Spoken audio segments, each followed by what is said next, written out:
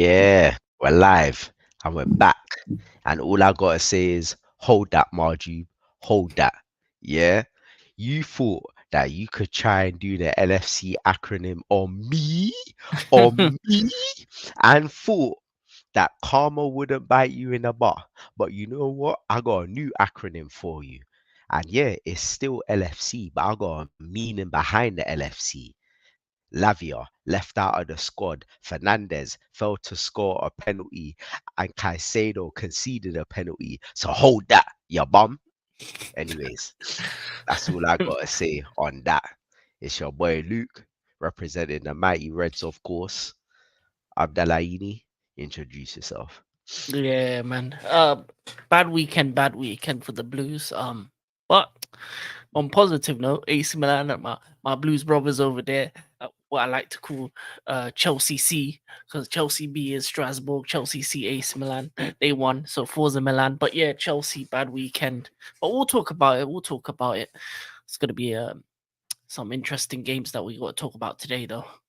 Yeah, like that was a horror show of a Chelsea match. It really was. Like number one, Lavia again saying he doesn't want to. He didn't like that. Liverpool put him as second best, but Mama didn't even make it. Mama didn't even make the team, brother. And that's just how it's gonna be. Your whole career at Chelsea is gonna be like that. And I understand, it's a pride thing. I get it. It's a pride thing. Liverpool was all in. That was your dream move. And we decided to go for Caicedo, and you thought, raw. Them man were struggling for a whole month to pay the 50 mil. Turns out they actually do have the peas, but they just didn't want to spend it. Okay, cool. I'm gonna go Chelsea. Fair dues. You gone there, but you ain't gonna play games. You're not gonna play games. I Then you think he got. will. I think it was a fitness thing. I just I don't think think. Well, it I don't think. was. That's why Casado didn't start. He only had 30 minutes, a cameo.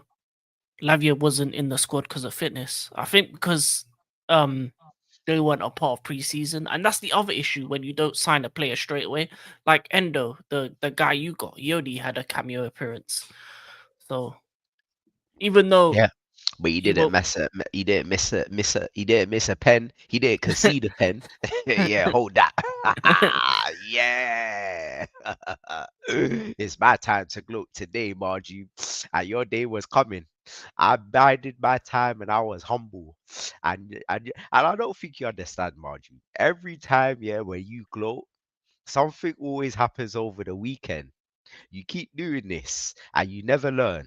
Yeah. So I'm hoping this time you're gonna be humble, and then when the weekend comes, you're just gonna be like, you're gonna be fine. You're gonna be neutral. But I know that's not the Abdellaini way. So you know what? That's just wishful thinking. But you know what? nah, I'm humble Let- today.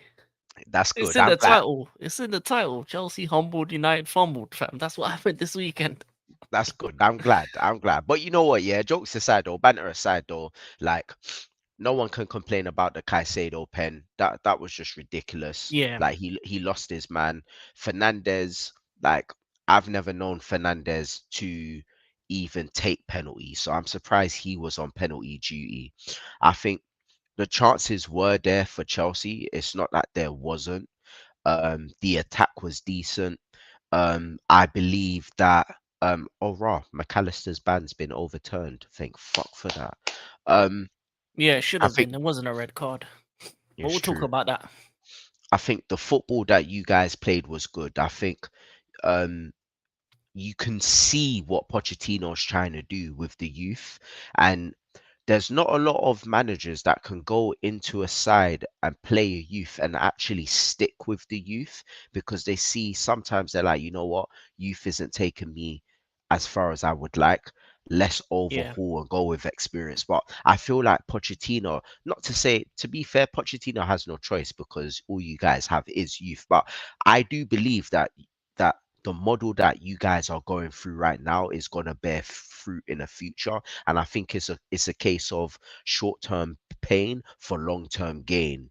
And you pretty much saw that in that match. I think you guys are crying out for a serious number nine that's going to score you guys goals straight away. Because I think out of the intricate play that you guys were playing, you are missing a solid number nine in the box to finish. That's all it was.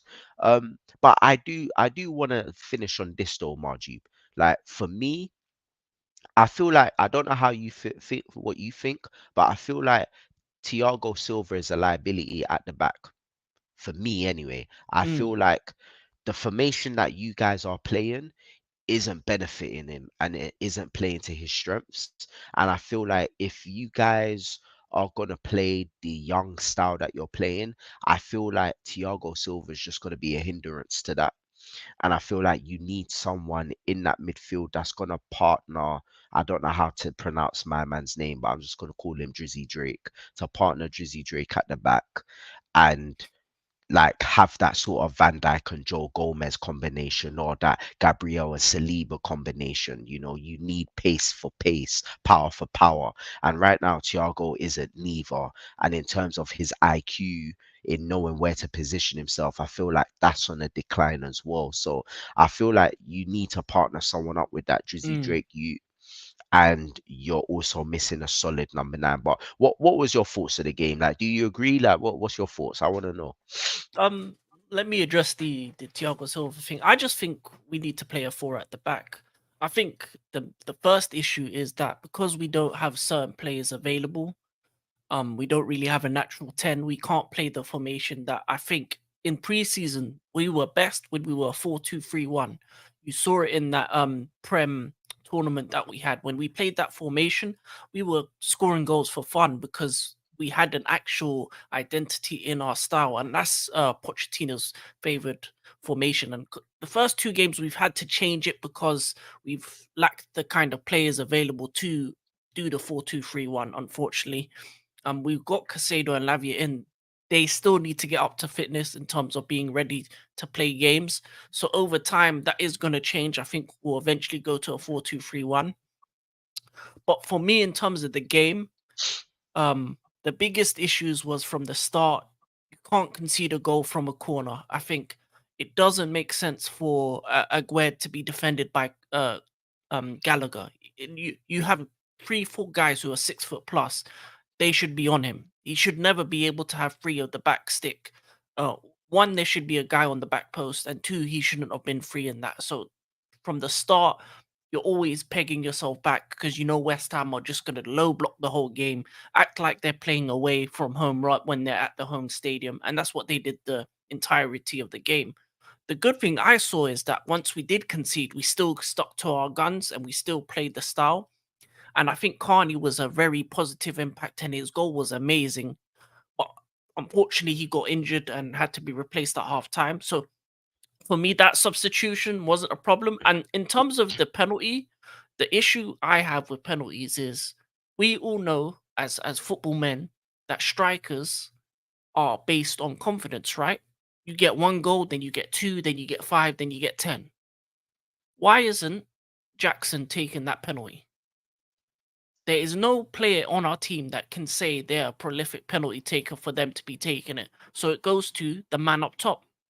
You want to put in confidence in him.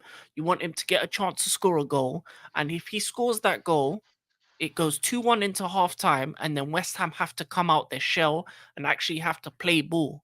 And if they have to play ball, then we can dissect them piece by piece in the second half.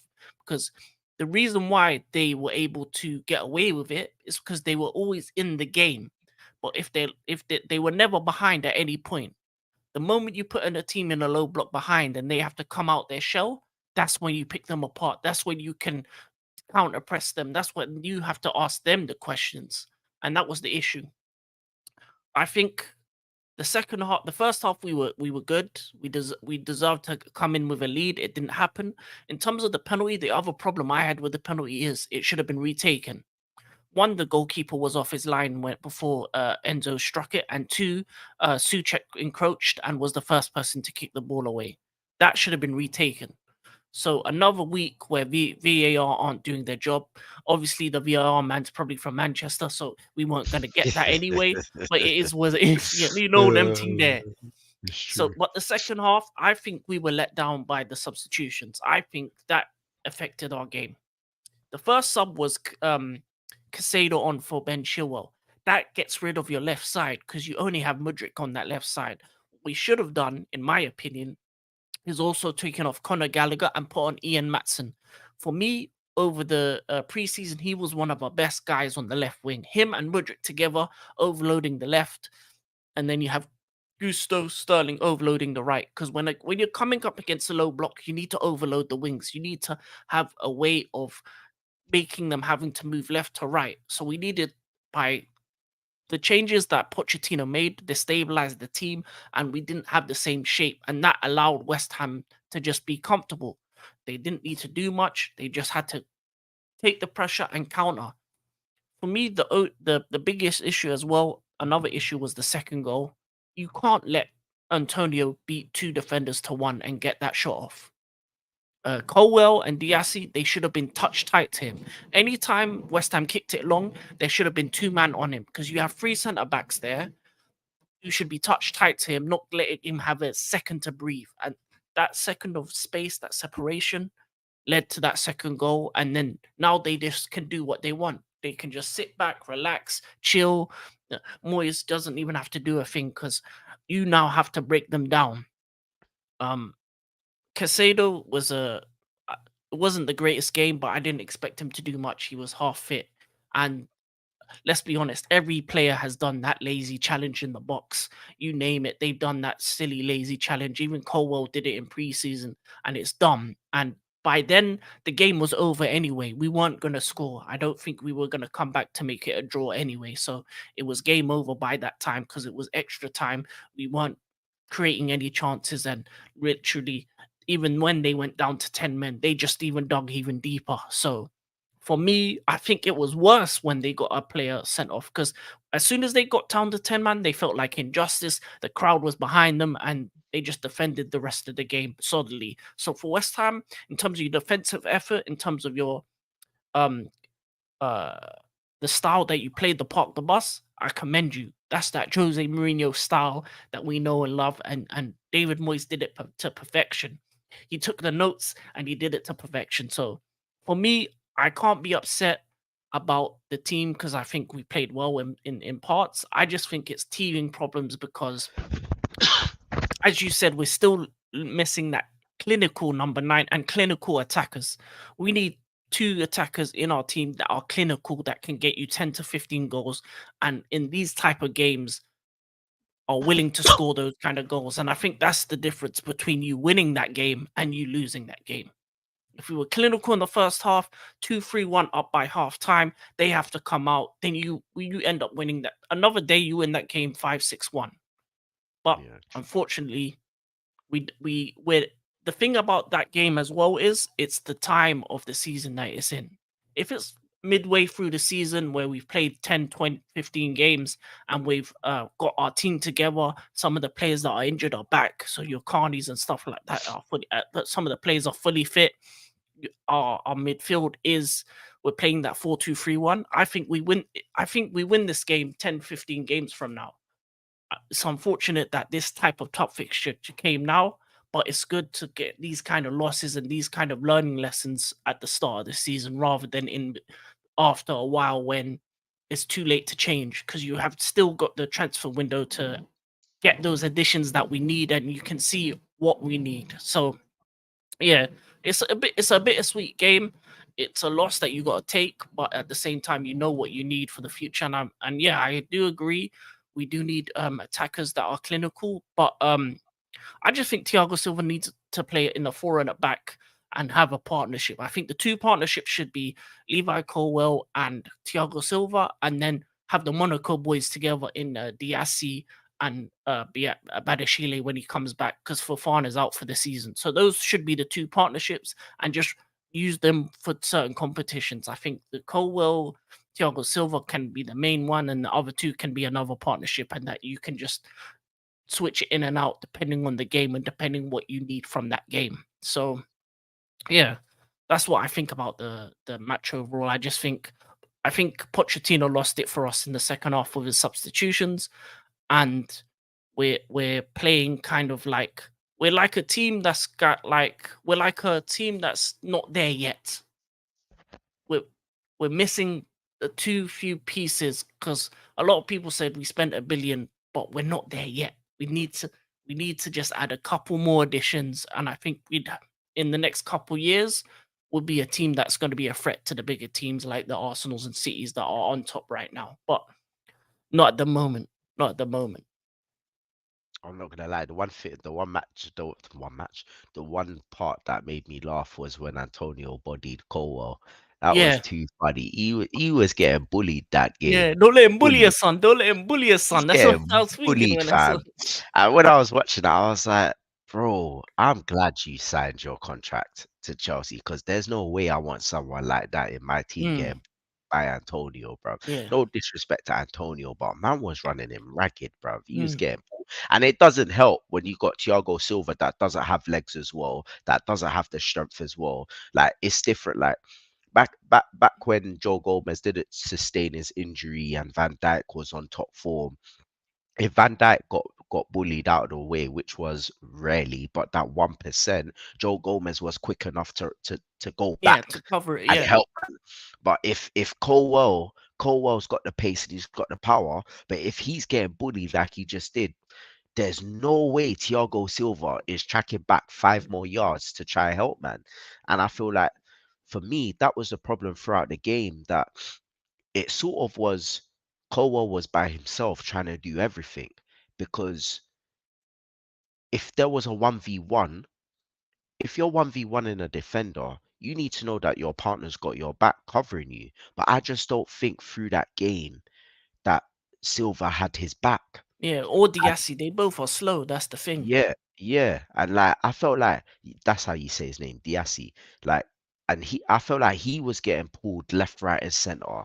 Thiago Silva was nowhere to be seen. So it was Colwell trying to do everything. He's trying to go right. He was trying to go left. He was trying to cover his man.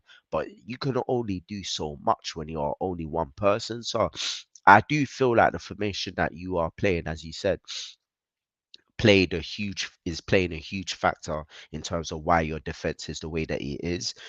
Maybe Pochettino isn't comfortable or confident with the guys that he has yet. I don't know. There is still 1 more week of the transfer window to go, so maybe you guys might sign another player. But to me, in my mind, I'm thinking, bro, you man have already spent 800 million already in free transfer windows.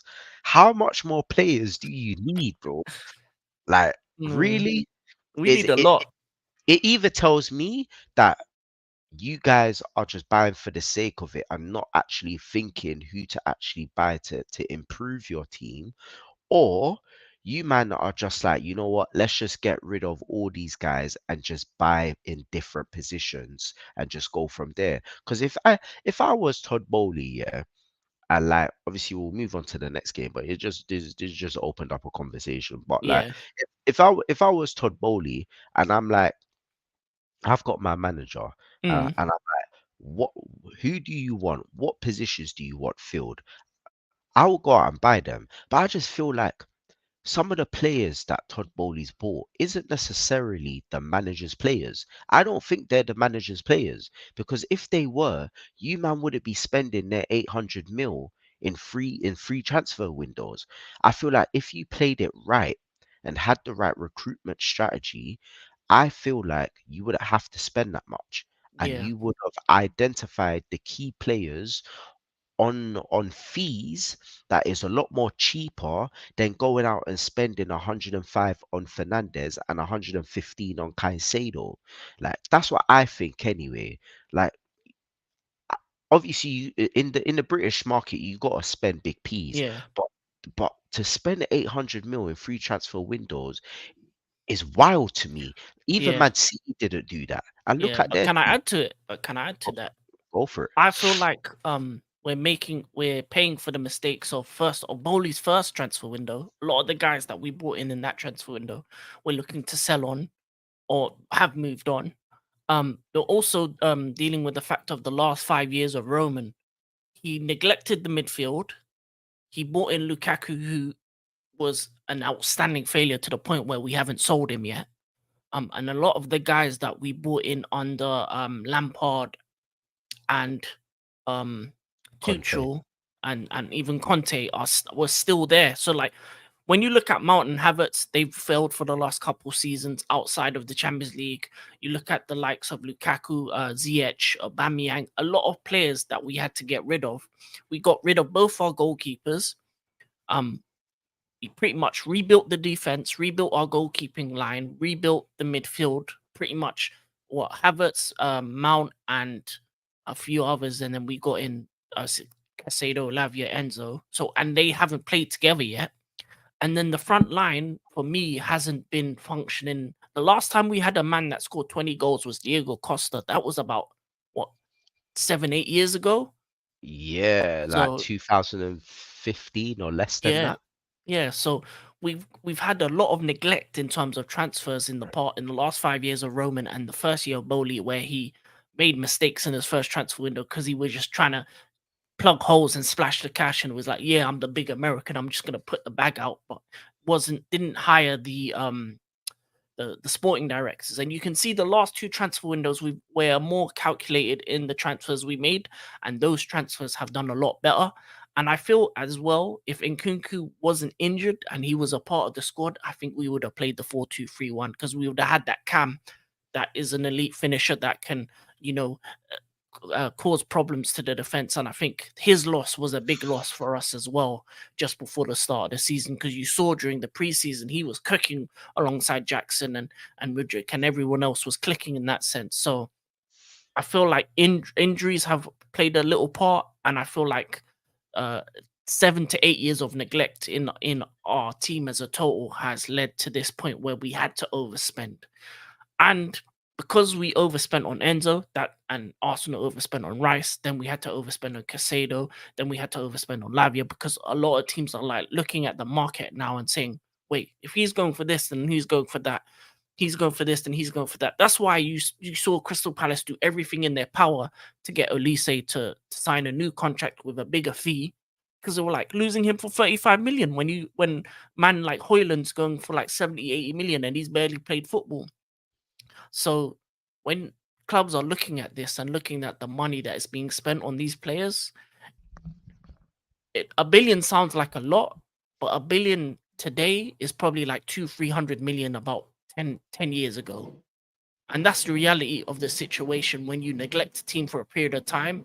And you should know it with Liverpool. You've neglected parts of your squad to the point where every play that you wanted to sign 100 plus million in order for you to get them. 110 million bids not even enough.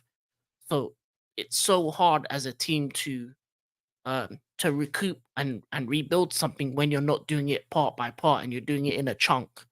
And I feel like we both our teams neglected our midfield. You still are doing that, and you've had to buy three new midfielders, a whole new midfield. We've had to do the same, and that's the reality when you neglect it after transfer window and allow for average players to stay in your club for a longer period of time than they should have. So yeah, that's what's happened. I think that's why when you look at the money, it looks mad, but it's a lot of 18, 19-year olds that are going to have resale value in 4 or 5 years. A lot of these guys are going to be guys that we're not going to use, that we're just going to sell on for profit and use that to buy the next ready guy, because that's what Chelsea have been doing. That's why we sell our academy prospects, because the academy's not there to make players to play in the first team. If they make it, they make it. But most of them are just to be sold. Lewis Hall to Newcastle just recently. So I think that's the major reason behind that. But let's move on to other games because Yeah, we're yeah, taking of a lot of course. time on this topic. Well, of course. Yeah, yeah. So yeah, you already mentioned about my team, obviously making mistakes in the transfer windows just because they've obviously neglected the main part of a football team, which is the midfield. And it was one particular midfielder that stood out in that Liverpool game last weekend, and that was Dominic's Soboslai, however you say his name. And he did that number 8 jersey proud, honestly. He was all over the place. He was down the wing, he was out wide, he was through the middle. All the distribution of the play went through him. He was the key cog to everything. And that is what Liverpool has been missing. We've been missing that Gerard S type of player that's just dictating play and bombing into the box and trying to get a goal. And I think the only thing that was missing from his performance was an actual goal, to be fair. But the game started off very shaky. We conceded in the first 3 minutes. And I thought to myself, oh, here we go again. Like, really, guys? Um, and and the funny thing about that game was the defense was just all over the place again. And for me, yeah, we just brought in that Endo kid. I don't think that's enough. I think we need to bring in another, but we need to bring in another centre back, especially left-sided. As much as I like Van Dijk and I do, like, we need someone that's gonna be an understudy that's just gonna push the likes of Konate and Van Dijk and not make them be so complacent. At the end of the day, these guys know that outside of Konate, there's no one that's gonna be a competition to them. And I just think for me, like, we need to go out in the market again. We've proven that we've got 110 M's. So the fact that you just bought Endo for 19, it means that you've still got at least 80 plus M's left to spend, 90 plus M's to spend. That's gonna be enough to activate a release clause from that Sporting Lisbon kid, which is 45, and potentially go out and get someone else in that CDM position, or even a float in half 6 into 8, and you can spend another 30, 40 M's on that kid as well. Like, there's money there to be spent, and like, Liverpool need these additions. They do. I'm glad we got the Endo guy. When he came on, he was neat, he was tidy. It was clear that he needs more training under his belt so that he can find that rhythm with his teammates.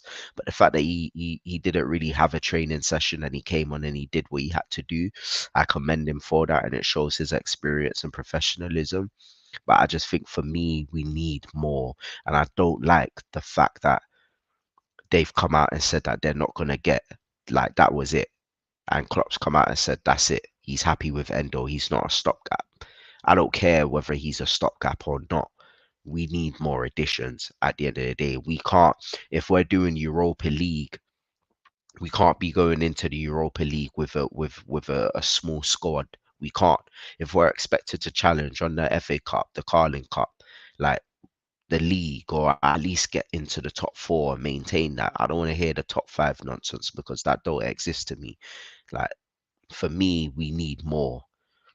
But ultimately, the game was a decent game in the end. Like, we managed to turn it on. We performed well. We got the job done. Luis Diaz's goal was brilliant. I'm very impressed with this guy. Honestly, like, he's never really put a foot wrong from the day that he debuted till now. Even after his horrific injury, the guy's been on fire, man. And I like what he's doing. He's he's basically replicating what Sadio Mane did. Sadio Mane was a general, you know. Out of the two wingers, my favorite was always Mane. He was a complete winger, always trap back, always added goals to his game. He was assist merchant. He pressed like a beast. He was always on it. And I feel like Luis Diaz is replicating that same energy, and that left hand side is looking decent. I feel like I was gonna say Gary McAllister, that Alexis McAllister tackle was harsh. Yes, that was a yellow, but that was not a red. I feel like even VAR, the person that was on VAR needs their eyes tested.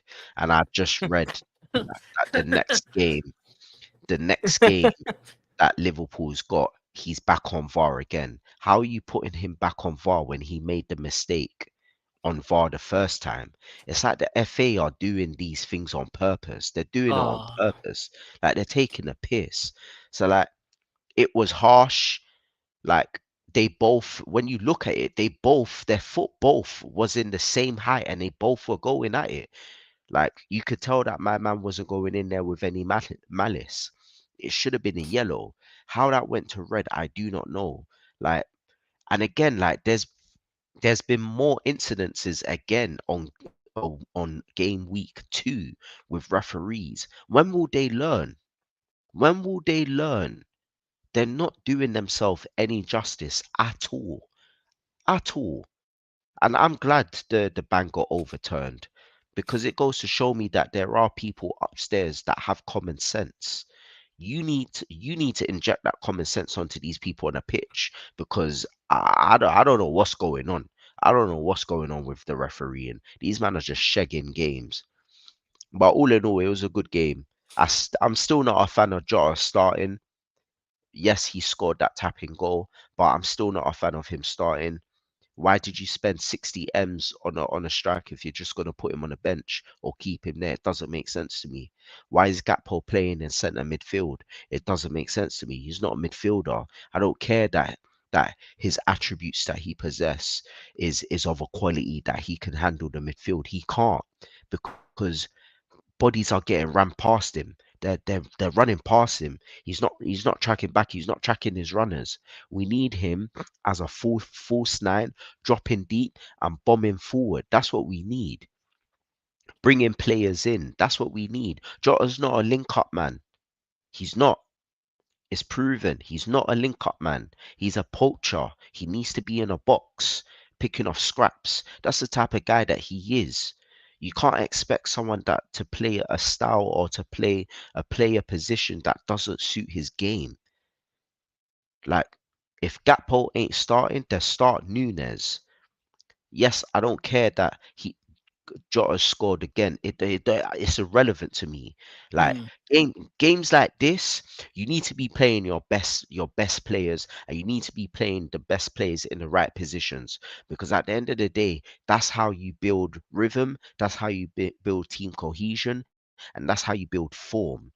And Liverpool is, I'm sure we're going to be playing another big boy team. If not this week, then next week. We need to make sure that our players are on form. And putting Jota in that position and putting Gakpo in midfield needs to stop because it's working now. Okay, cool. But what if we come up against Man City or Arsenal? That man are going to body us in midfield because we've got players that shouldn't be mm. there. So for me, as I said, match was okay. Started off poor. We redeemed ourselves in the end. Transfers need to be made, and that's all I gotta say. Like, what? What was your thoughts on the game, Margie? I'll be honest, I 100% agree with what you said. For me, it's the reason why I didn't put no Liverpool defenders in my fantasy because I know you are going to concede goals because your midfield isn't balanced yet. For me, Gakpo should be in that Jota position. I think Jota is great off the bench. He's an impact player. He's a guy you put in the last 20, 30 minutes when legs are tired and he will get you a couple goals, especially if it's like a 1-1 type game. He can't come on and do that. Same with Nunes. I think him and Nunes should be the guys off the bench just to cause problems because they got speed, they're lethal, and they both will have the opportunities to score goals in that team. I think Endo did decent, but I don't think he should be the end all signing for DM. I think you need an actual DM that is going to start week in week out. Endo is a good as a backup, but it's not good as the main guy in DM. And the fact that there's rumors that you're saying that you're not going to sign another one is very silly in my opinion. I think you do need a left-sided centre back. You do need a DM, and those two positions need to be sorted out because if they aren't, it's going to be a problem. Especially next week, you got Newcastle away, and they're a well-oiled machine. So if you come up with the same starting 11 as you did today against them, it's going to be a bloodbath, in my opinion. And Liverpool were lucky enough to play against a team that wasn't on their level. But you saw against Chelsea, if they had better finishes, we would have won that game easily. And then you're gonna see next week that coming up against top teams with a unbalanced midfield is going to be a problem. McAllister isn't a six. Gakpo isn't an eight. So Bosley, he's a quality player. He's a guy that I would have wanted to sign. I think he's a player I think he's the best, one of the best signings of this summer. I think the price you got him at, the quality of the player, he's a guy that a lot of teams were looking at, and I think that's going to be a gem for you. But he needs the midfield partnerships to work with him. McAllister or as the box to box guy makes sense. So Bosley as the attacking player that can link with the front three, but you need that six. You need that guy that's just going to be doing the dog dirty work. That's going to be willing to stay behind and not move forward. And right now you don't have that. And if you don't sort that out and the centre back position, you're a Kanati injury away from having a terrible defense. And if that happens, which I hope it doesn't, it's going to be a long season for Liverpool. So it's going to be interesting to see what you do for the rest of the transfer window. And if you don't sign anyone, it's going to be another transfer window where FSG ruin Klopp's chances of winning anything next season or this season. So we'll see what happens. We'll see what happens in the last week of last weeks of the transfer window, and see if Liverpool can get those two signings. But overall, good game, a quality comeback, and yeah, man, attack going forward. There's nothing wrong. Your attack is sublime. There's when you move on the attacking sense, I don't think Liverpool have any issues. You have gunman, you have creativity, you have everything you need. It's just defensively, it's not there where it needs to be. It's not the 17, 18 Liverpool where they weren't conceding goals. They were slapping teams 4-5-0. They were dominating. It's not that same rock and roll team. And that you're missing a couple guys to bring that back. And I feel like if you do that, if you do those two transfers, I think you'll have the best chance to win the title this season against the Man City, because that attack is scary, and I can see multiple goals from them because they can turn it on in an instant. But if you're conceding as much as you score, it's going to be a problem. And yeah, that's all I got to say about that. I think Liverpool had a great game, and yeah, they deserve the win. Yeah, yeah, true. Speaking of great games, there was one game that I wanted to discuss before Marju discuss his game. And that one game is Brighton versus Wolves. Brighton, man, I really am impressed with Brighton. They've lost so much key talents, but the recruitment to bring in gems again, and for the gems to click and gel as quick as they have, is amazing to me. It really is. Like, whatever their manager is cooking, they're cooking some nice oxtail dishes on the training ground, because the football that they're playing is amazing. And for me, I've said it before and I'll say it again. If there is a manager that I want to replace Klopp, it's this guy. It is, because you're seeing what he's doing on the training ground and implementing it on the pitch. The football that's being played is sublime. The quality to press, the quality to penetrate with the passes in the final thirds, the link up plays is amazing. Absolutely brilliant quality. That Matoma kid, he is something special. He is what I would have liked Takumi Minamino to have been. That's what I would have wanted. This guy is special. And mark my words, if he continues to have a good season again this season, the big boys are going to be knocking on his door. They will be. They really will, because they've got a gem on their hands. He was ripping it up that whole game. Him and Solly March were unplayable. Unplayable. The goals that they were scoring was just amazing. Yeah, Wolves got it back, but it is what it is. But it was a piece of piss. Brighton just blew them away in every department. The aggression, the instinctiveness to just kill a pass and just go for it, and be predators in that box. It's scary hours with Brighton. It really is. You know, I'm expecting them to be a problem as the years continue on progressing. It if that manager remains there and he gets the gems that he's been getting, it's scary hours because they're going to be a threat against the big boys. They were a threat against them last season. They're going to be a threat again this season. And I expect them to be in Europe again. I don't expect them to challenge for the top four just yet. I think that's a bit much of a two arcs just because they are in Europe now. So it's how can they adapt? How can they adapt within balancing two matches per week? If they can balance that well, then there's no doubt that they're ready for the next step. But it's how they go into this season and it's how they manage this season.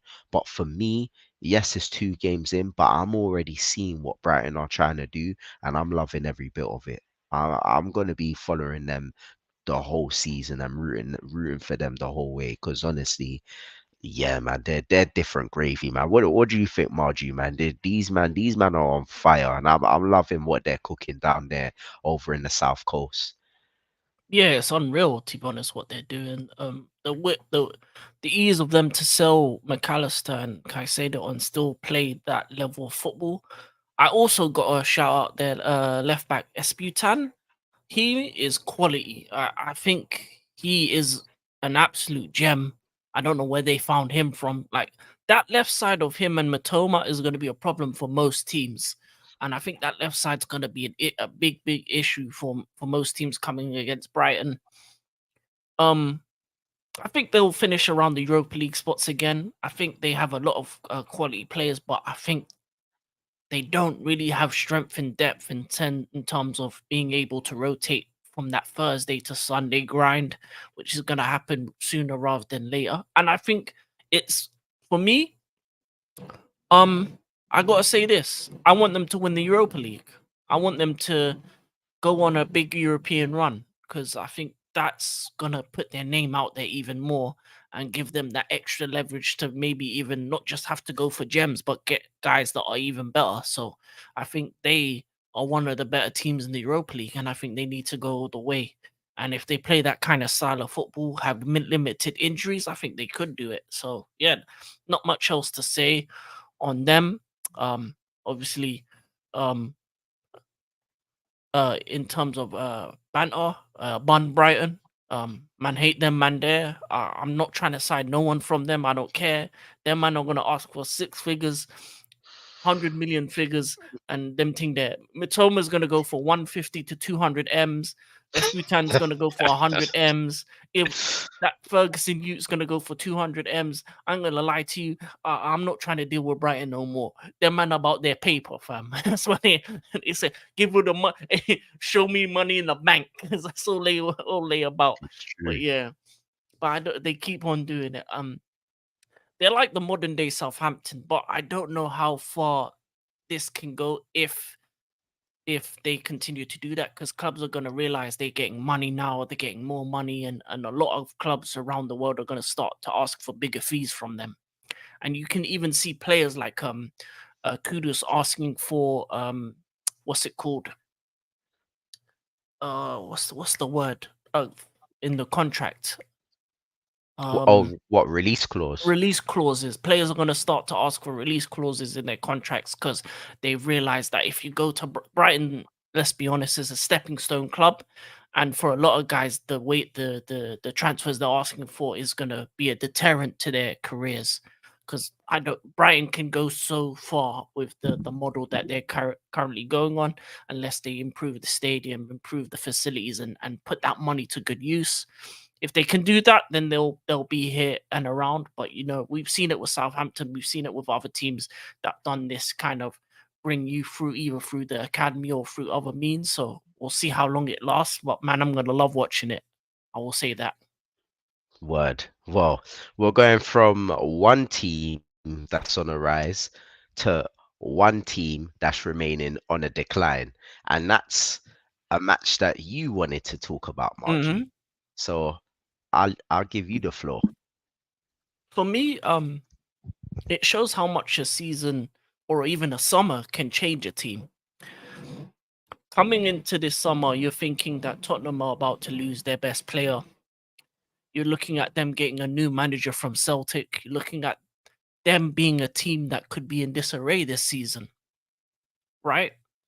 Hmm. But then when you look at it and you look at the kind of signings, the shrewd signings they've made, James Madison, that young centre back, and you look at the style of football that they play compared to this other team that has systematically improved their squad, spent big macaroonies on money mace,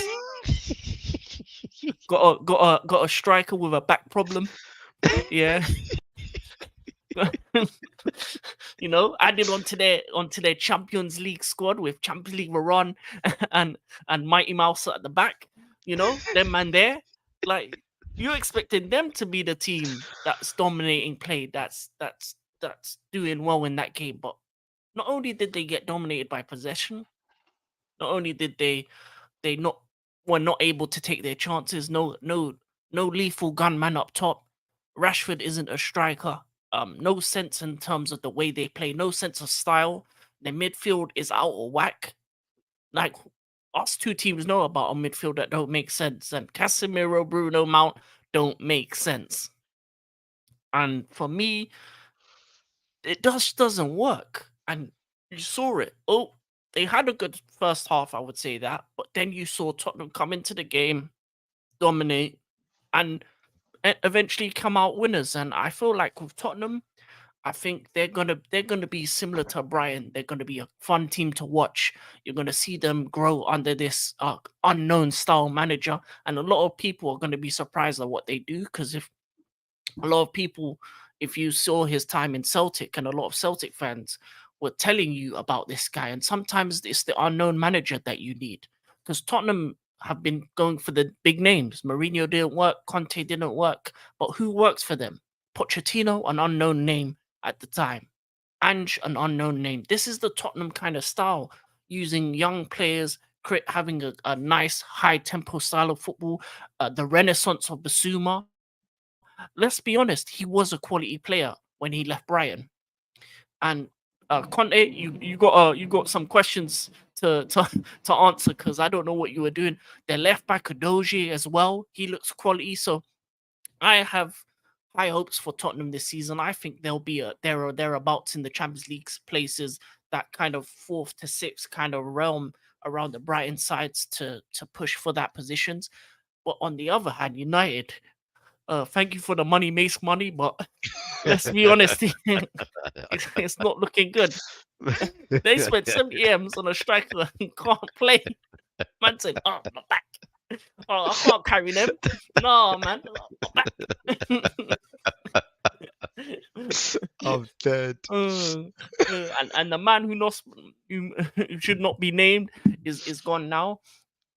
So they need to buy another attacker because now they don't really have strikers. And reality is, United has been a terrible situation in terms of this, in the way they've acted through this summer window, and I feel like they've regressed in many senses. And I don't exactly know what Ten Hag is trying to do. I think his talent idea is wrong. I am of the opinion that Man United have always needed a sporting director because I feel like this is what Liverpool team could be if Klopp was choosing every signing. Because you saw it in the past. He wanted Brand and them man instead of Salah money, and this is what happening with United. They're giving too much choice to the manager. Manager's just doing, oh, Mount looked good in the Dutch league, maybe might work in England. Oh, this guy looks good in the Dutch league. Anthony looks whack. Sancho isn't playing in that false nine position, which he should be. I think he was good during preseason there. I don't know why they're not starting him. Um, yeah, it's just a lot of issues in that club at the moment, and I feel like if they don't sort that midfield out and they continue with that, and he's stubborn with that kind of midfield, United are going to be a problem in terms of they may finish mid-table because you can't afford to play that style of football in this league. It's too competitive. It's too fierce. There's too much attacking talent for you to have a midfield that's so easily bypassed. because even a team like mine did that to Liverpool in the first game of the season. Imagine our team versus that midfield, or even your attackers versus that midfield. It'll be like slicing through butter, like too easy work. And Wait, I can't wait. so if they don't get the transfers in this last week, it's going to be a problem. They need to get a guy like Amrabat and stuff like that, because it just doesn't make sense their midfield at the moment to me. Um, they have the same guy on either side in Bruno and Mount. They occupy the same positions. It's like they're canceling each other out. It's like the English and Portuguese version of each other, and just didn't work. And that's why I wanted to talk about the game, because you see one team that's new manager, a new bounce, a new feel. Madison looks good. A couple talented players in there. Basuma's getting his remontada. You're looking at a team that is playing together, is playing well together compared to a team that look like they've never seen each other before. You and you saw Mount on the bench. Man was looking stressed. Man was reviewing it thinking, damn, I should have went to Liverpool, man, or Yeah. even stayed at Chelsea. What am I doing here? Man was looking stressed. He said, I should have not come for the bag. Well, too late. You can't come to the table and ask for your money back, fam. Bet done. Word. No receipts, no receipts. But yeah, that's how I felt about that game. And yeah, I don't like praising Tottenham, but I can see what Angie's doing. And I think this is a league where you need your manager to have an identity and a style of play and implement it. Because you look around and teams that are doing dumb stuff like United, like Arsenal, for example, they got 2 wins, but they're not playing well. You look at other teams like that, the teams that aren't playing with a style of play or implementing something proper are gonna fall in the wayside. And this league is too competitive. This ain't no Bundesliga, French league, Italian. It's not one of them leagues where you can get away with this and you're playing teams that shouldn't be in your league. Every team, every game is a struggle, and the away games are going to be tough. The home games are going to be tough, and the more you, the more points you drop by playing this silly style of football and not actually improving that midfield. I think Man United are going to be in trouble, and I don't see any good signs for them. But I do see, on the other hand, I see greatness in terms of Tottenham, and I think this could be a new era for them. The post Kane era. That's what we're gonna call it. The post Kane era. Um, you see, they've got a newfound freedom. They need to send Son to Korea and then move on from him as well, and just rebuild that team, because I think that's what Tottenham need. They need a rejuvenation under Ange, and I think that's gonna happen. And it's gonna be the season of the unknown manager, of the unknown teams, of the unknown quantities. And I think it's going to be very interesting to see what happens, because I don't know who's finishing where. My initial predictions, all gone, all gone out of whack.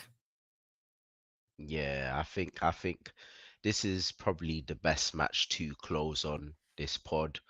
I enjoyed the game, not just from a banter purpose of Manchester United, but as Margie rightfully said, this Ange guy coming in. The thing is, like, we've always known that Tottenham plays better without Harry Kane. It's a known fact that they've always played better without Harry Kane. They look more fluid, they look more like a team. Everything was just flowing in terms of the football being played. Not to discredit Harry Kane, but sometimes Harry Kane used to slow the play. He Mm, used to hold up the ball for too long. And I feel like sometimes you don't need a striker like that. Sometimes you just need to link up with your man and do 1-2s. You know, Henri and Bergkamp was the master of that play. And I feel like with Harry Kane moving on, as Marjorie said, it's giving Tottenham a good lease of life whereby there's no shackles on them. They're not having to look for Harry Kane all the time or have to try and play the ball through Harry Kane to try and get something going. Now they're looking at Kulusevski. They're going to look at Human Song. Going to look at James Madison. They're just going to look around the pitch, and it's just going to be a lot more freer. You know, the fact that Basuma's now finally the shackles have come off and he's now performing and he's bullying the midfield. You know, he was a bully that game. United didn't know what to do with him, honestly. That one man bullied all three of them so much that Mount had to come off the pitch. Like that's how much he bullied him. He he nut he nutmegged Casemiro in his own box. Yeah, yeah, like man. like Yeah, they we did got them dirty. bullied. They literally got bullied. And I agree, Margie, but I feel like I didn't really tip Tottenham to do anything just because I just saw it as it's a new manager. He's gonna find it difficult to try, not find it difficult, but it might take him a while to implement his style.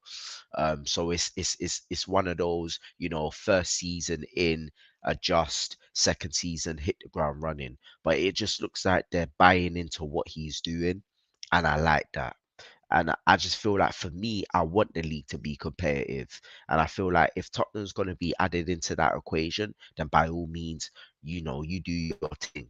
On the flip side with United, like bruv, I don't know what United are doing. They've spent near a billion, and their squad is still incomplete when you look at it.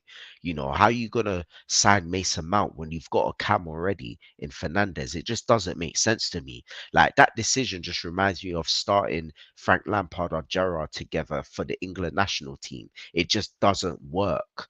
And like for me, like you got Casemiro trying to hold down that CDM position, but he doesn't have the legs to run it anymore. So why did you not go off? Why did you not go after Declan Rice? You knew what the fee was, and you knew that he wanted to go to United as well. Why did you not go after him? Like it's just decisions like that that just doesn't make sense. The partnership of Varane and Martinez does not work, and it was evident when Martinez scored that own goal. His positioning was terrible.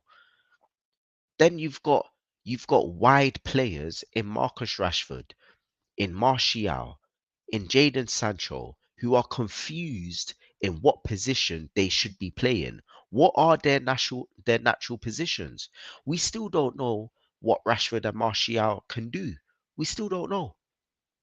Sancho, I have to sympathize for the brother because I know for a fact he's probably been going through a lot externally, and to come in to United and try to do X, Y, Z, he's probably mentally he's probably not there. So I sympathize him just a little bit in that regard. But in the same breath, it's the manager's job to get the best out of your players. Mourinho said it best. The reason why he played Rashford up front is because he knew that he could do a job up front. He gave him the confidence to play there because he said he's always wanted African or Caribbean players up front because he knew what they possess, the skill set, what they possess. And Rashford's best season was under Mourinho. Figures. The one guy, the one guy that United fans don't want to embrace. Rashford's best season was under him. But right now, Ten Hag isn't getting the best out of his player. And the one Lieutenant Don that he decided to bring has been a waste of time. My man don't even know if he's a Beyblade, if he's a road runner, if he's a right wing. Like he doesn't even know what he is. My man's confused on that wing. Why Anthony is there, I do not know. He's a liability. He's not offering nothing. Nothing in attack, nothing in tracking back, nothing to support midfield, nothing. I don't know what United are doing. And Margie said it right. All the managers that's come into United have all had the power control of transfers. Not one player that's been identified has been a player that a sporting director has said yes. When Ralph Ragnick came in, Ralph Ragnick identified various players who Liverpool, Chelsea, and Man City have all acquired during that time, and they've all banged for all of us. Mm. So it goes to show you that if United listened to him, United probably would be different now. But they're not. They're giving the power to the general managers, and these guys don't know what they're doing. This is the problem with United. Sign a director of football or sporting director or whatever, sign someone and allow them to control the whole transfer setup. That's what needs to happen. Do I believe Eric Ten Hag is the wrong person for the job? No, actually don't think he is. But I also feel like he's too stubborn to understand that he needs to rein it in and change either his philosophy or change the formation or change the players that he's got right now. Because right now it's just not working. The football that he played at Ajax is not being implemented right now. Mm, So there needs to be a change at United. We've been saying this for years. I don't personally feel like the change is with the owners because if the owners are spending 200 M's every season, the problem isn't the owners. The problem is your managers. So I feel like something needs to be done. Otherwise, United are going to go on a slippery slope. And where Chelsea had a bad season, where they finished where they finished, that's going to be replicated with Manchester United this season if they do not fix up. But I'm gonna close anyway. We hit that hour mark, people. We said our P's and Q's, and I'm gonna close. It's been a great, glorious weekend for my team. It's been glorious seeing the acronym of LFC fell at Chelsea, and that's me. Margie, sign us out. yeah, man, it's another good episode. Yeah, man, humbled in defeat, but growing pains. I've seen some good things in the first couple games. I think we'll be back in the future. I don't think we'll be back until we get some of these players back in and play that four in the back formation. But yeah, no, you lose some, you win some. It's a long season. It's a marathon, not a sprint. So for all these fans trying to make jokes on our club saying we're finished already, uh, a bit too early. A bit too early. Just like Arsenal's trophy parade last season, a bit too early. Bang bang! I'm never down. And on that note, we out. We out. Peace. Peace.